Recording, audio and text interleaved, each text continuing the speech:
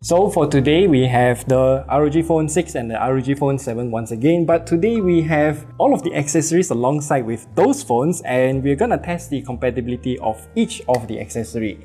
Because if you do know, if you watch the ROG Phone 7 announcement livestream, the amount of accessories were kind of cut down. So we'll talk about all of the previous generation ones and its compatibility with the new ones too. So let's begin. So starting off, the ROG Phone 6 with the AeroActive Cooler 6. This AeroActive Cooler 6 is indeed compatible with the ROG Phone 7, as what we have told you in one of our videos recently. You can watch it at the top right corner there. I'm gonna put the AeroActive Cooler 6 into the ROG Phone 7, as you can see here, and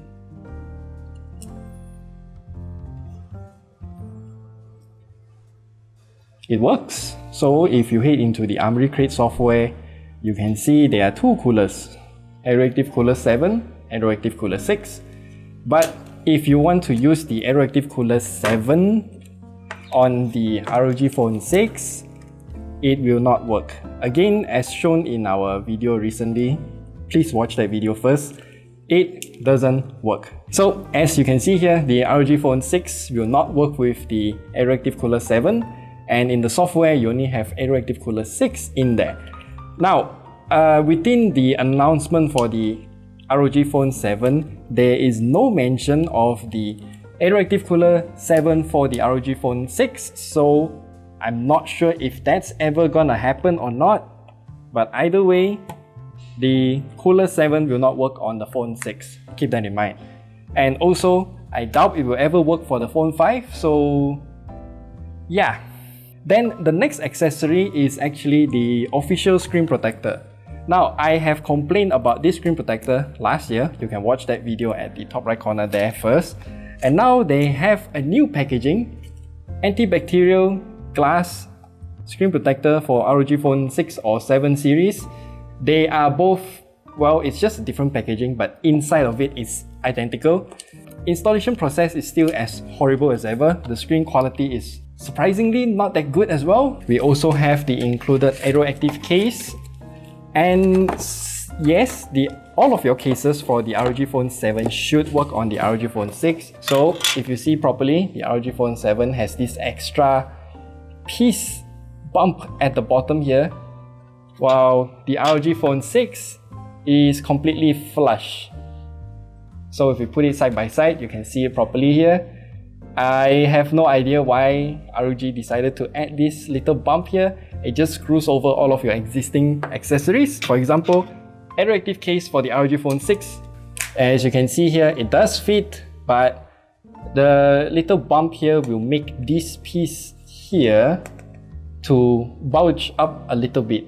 It still fits, but it's kind of unsightly, I would say. Especially if you know that it is bulging, then yeah, it doesn't feel good. So if you see, this is the AeroActive Case 7 for the ROG Phone 7. It will fit perfectly fine in terms of all of the cutouts and whatnot. As you can see, this camera cutout has been opened a bit more to accommodate for that little bump there. And this case will fit to the ROG Phone 6 without any issues.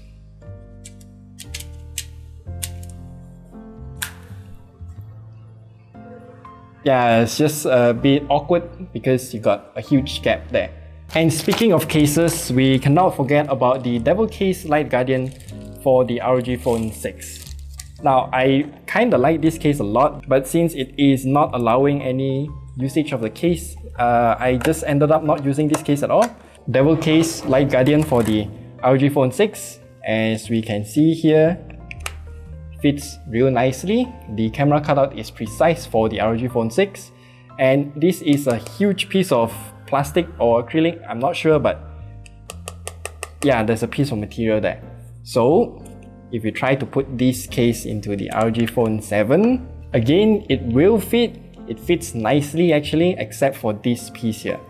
I'm not sure if I can show it on camera, but you can see there is a bit of bulge here because of that protruding part at the bottom. So if you want to get the fitting case for the ROG Phone 7, then you have to buy the new Devilcase Guardian Standard, not even Light Guardian this time, okay? So a few things have changed actually. So you got a frosted back piece now. It feels a lot better than this transparent plastic. And so Devilcase Guardian Standard for the ROG Phone 7 on the ROG Phone 7. As you can see here, this cutout is precise and everything looks good, but this part here, it's like double frosted now. So you might like it, you might not. It kind of dulls out the RGB OLED screen here though actually. So if we put the Devilcase Guardian Standard on the ROG Phone 6, it will fit perfectly fine, except for this part. As you can see here, this corner, there's the Devilcase branding that blocks the camera cutout.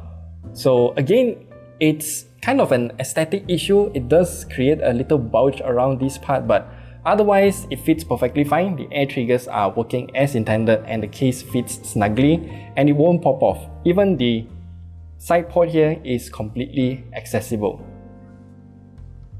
Now for the last accessory, I'm gonna talk about this one, the Kunai Gamepad 3. So once again, if you watch the live stream for the ROG Phone 7, then you will realize the lack of Kunai Gamepad mentioned at all. So presumably the Kunai Gamepad has been ended, I would say. They are kind of making way for the Raikiri Gamepad, I guess.